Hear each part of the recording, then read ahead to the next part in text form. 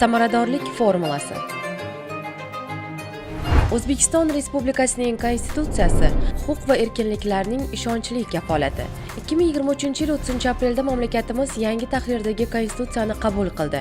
Yangilangan konstitutsiyada O'zbekiston ijtimoiy davlat ekani va inson, jamiyat, davlat tamoyili ustuvorligi belgilab qo'yildi. 2023-yil 1-maydan kuchga kirgan bosh qomus 65% ga yangilandi. 10 ta muhim o'zgarish kiritildi. Moddalar 128 tadan 155 taga, normalar 275 tadan 434 taga yetdi. Quyida ushbu tamoyillarning mazmuni 10 ta asosiy fakt orqali yoritiladi. Birinchi fakt: O'zbekiston boshqaruvining respublika shakliga ega bo'lgan, suveren, demokratik, huquqiy, ijtimoiy va dunyoviy davlat.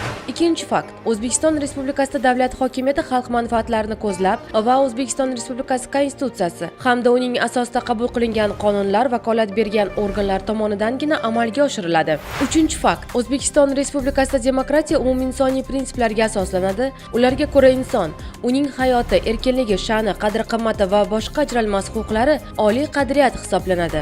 To'rtinchi fakt: O'zbekiston Respublikasida O'zbekiston Respublikasi Konstitutsiyasi va qonunlarining ustunligi so'zsiz tan olinadi. Davlat va uning organlari, boshqa tashkilotlar, mansabdor shaxslar, fuqarolik jamiyati institutlari hamda fuqarolar konstitutsiya va qonunlarga muvofiq ish yuritadilar.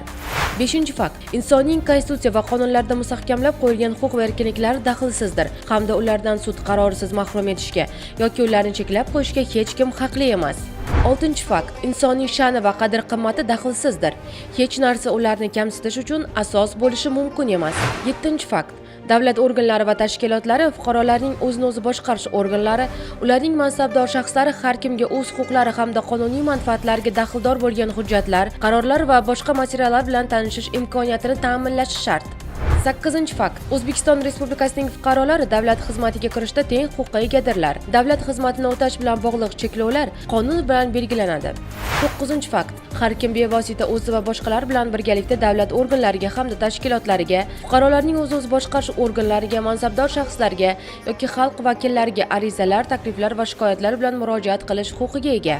10-fakt: har kim munosib mehnat qilish, kasb va faoliyat turini erkin tanlash, xavfsizlik va gigiyena talablariga javob beradigan qulay mehnat sharoitlarida ishlash, mehnat uchun hech qanday kamsitishlarsiz hamda mehnatga haq to'lashning belgilangan eng kam miqdordan kam bo'lmagan tarzda adolatli haq olish, shuningdek ishsizlikdan qonunda belgilangan tartibda himoyalanish huquqiga ega. Konstitutsiya hayotimizda har bir daqiqada, har bir vaziyatda amal qiladi.